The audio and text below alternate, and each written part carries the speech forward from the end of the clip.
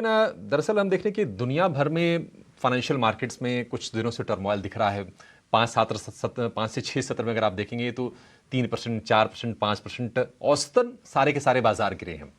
लेकिन दुनिया भर के फाइनेंशियल मार्केट्स में इस समय किस तरह की जोखिम नजर आ रहे हैं, साथ ही अलग अलग कारोबार को लेकर हिंदुजा ग्रुप का क्या आउटलुक है, इन सब मुद्दों पर लंदन में हमारे सहयोगी अजय शर्मा हिंदुजा परिवार के सदस्यों के साथ मिले, उनसे लंबी बातचीत की।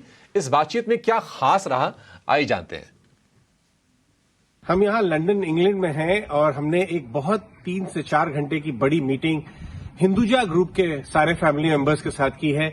जीपी हिंदुजा, अशोक हिंदुजा, प्रकाश हिंदुजा, दूसरे फैमिली मेंबर्स भी हिंदुजा फैमिली के साथ में थे। जीपी हिंदुजा का मानना है कि दुनिया में इस समय काफी ज्यादा रिस्क है। इजराइल पैलेस्टीन का मामला जो है वो रिस्की है। बिजनेसमैन के लिए, इंडिया के लिए वो एक बहुत बड़ा रिस्क है। मार्केट्स, फाइनेंशियल मार्केट्स के लिए दुनिया भर में बहुत बड़ा रिस्क है। उनकी नजर इस समय चाइना और ताइवान मामले पर भी बनी हुई है, जिसको वो रूल आउट नहीं करते हैं। तो जीपी हिंदुजा का जो व्यू है इस समय बिजनेस एनवायरनमेंट पे, ग्लोबल इश्यूज को लेके बहुत कॉशियस था। अशोक हिंदुजा की बात करें तो वो अपने फाइनेंशियल सर्विसेज के बिजनेस को लेके बहुत ज्यादा पॉजिटिव थे।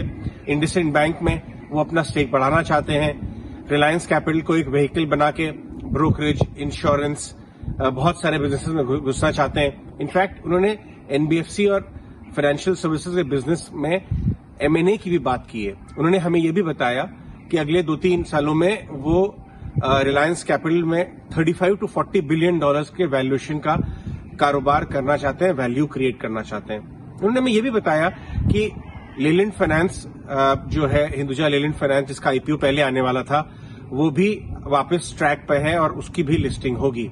अगर हम अशोक लेलैंड की बात करें तो हमें धीरज हिंदुजा ने ये बात बताई है कि अशोक लेलैंड जो सीवी में बड़ा कारोबार करती है, अगले 2 से 3 साल में एक्सपोर्ट्स का रेवेन्यू वहां पे ऑलमोस्ट डबल से ज्यादा हो जाएगा। अभी 10-11% उनका एक्सपोर्ट से आता है। आगे आने वाले सालों में वो उसको 20% के ऊपर करना चाहते हैं। तो ये बहुत खास बात है। हमारे साथ संजय हिंदुजा जी ने भी बात की और गल्फ ऑयल के बारे में, जो इनकी लिस्टेड कंपनी है इंडिया में, ये बताया कि गल्फ ऑयल अभी तक केवल लुब्रिकेंट्स के कारोबार में है, लेकिन आगे जाने पे वो स्पेशलिटी केमिकल के भी कारोबार में एंटर करेगी। तो बहुत सारी बातें पूरे हिंदुजा ग्रुप की हमें निकल के आई और हमारे व्यूअर्स के लिए काफी सारे स्टॉक्स ऑन रेडार हैं। और ये एक्सक्लूसिव बातचीत हम लंदन से लेके आए हैं उनकी फैमिली के साथ, उनके घर पे बहुत लंबी राउंड टेबल करने के बाद।